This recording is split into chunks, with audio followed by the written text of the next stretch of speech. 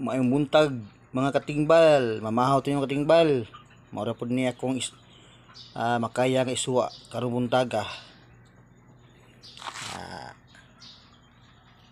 Señorita sardines with eggs, homey noodles, at saka pritong bulad.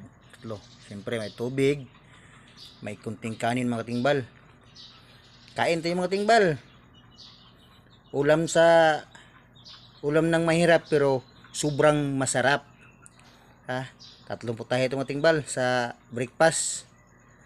Tatlong bulad na prito, homey noodles beef, saka seared sardines with eggs. Arat na mga katingbal, bahog na mga katingbal. What are we waiting for? Bahog na. Yum yum yum. More power and God bless. Bye bye.